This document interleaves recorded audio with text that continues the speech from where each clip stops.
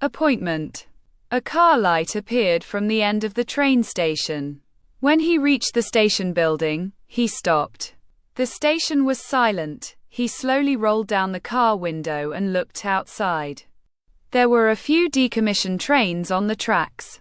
Some of the lamps at the entrance of the building were burned out or broken, creating an eerie atmosphere.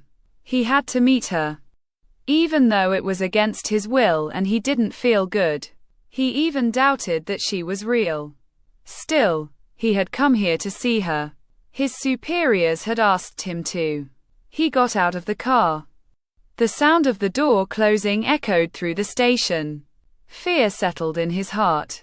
He looked around and looked at his watch. But there was no sign. Where had she come from? From underground.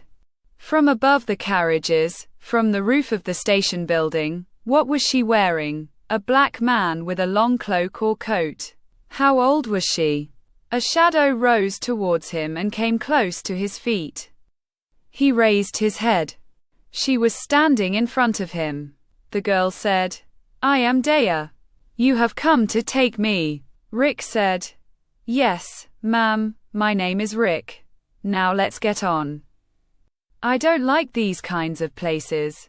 Dea smiled and they both started walking towards the car. Dea was a young girl wearing a navy blue shirt with a collar that reached her chin. She was wearing pants and a coat with a fur collar. She was wearing high black boots. Her appearance was not scary. But in her eyes and the way she spoke, you could feel the power and hidden danger. She had relatively short hair, some of which had fallen on her face, and she had no intention of pushing it away. After getting on, Rick started walking. They gradually approached the city. The lights and noise were getting louder. Dea was calm and looking outside. Rick glanced at her from the corner of his eye, especially her mouth and hands. They had to arrive as soon as possible. After a while, he stopped in front of a hotel and said hesitantly, "A room has been reserved for you in this hotel, in the name of Mrs. Dea, since you did not tell us your last name." Dea glanced at her. Rick continued, "Anyway, this is according to the order they gave me. If you are dissatisfied, you should tell them. I have the authority to act more than that. But as far as possible, I will provide the conditions you and the higher authorities want." Dea got out of the car and went to the hotel. Rick followed her into the hotel. They went to the hotel reception. Dea turned to the receptionist and said, "A room has been reserved in the name of Mrs. Dea. Give me the room key." The man said, "Mrs. Dea, let me check the list. It won't take more than a few moments." Then after a while he said, "Oh, yes, ma'am. Room number 7. Here is the key.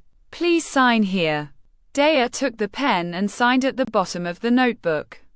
She drew a moon and a bat and completed her signature with Dea's name.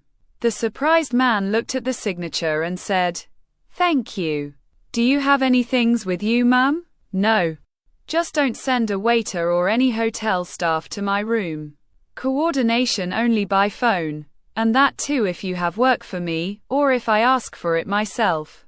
The man said, "Whatever you wish, ma'am. I hope you have a good time at our hotel." Without a word, Dea took the key from the counter and went up the stairs. Rick followed her. The receptionist looked at the signature again. They reached room number 7. Dea looked at Rick. Rick said, "Well, I better go. I'll see you tomorrow, Miss Dea." "Miss Dea." "Yes, Miss Dea." Rick quickly ran down the stairs and ran to the exit. He got into his car. He had to get home. It was 1 a.m. He got to the house and went inside. The first encounter wasn't too bad. Lisa was asleep. He walked slowly to the kitchen to find something to eat. He opened the refrigerator and looked inside. Some hamburgers, salad, fried rice. Rick selected the salad and hamburger and heated it up. He started eating. His gaze fell on the door. Lisa was standing in the doorway, wearing a bathrobe.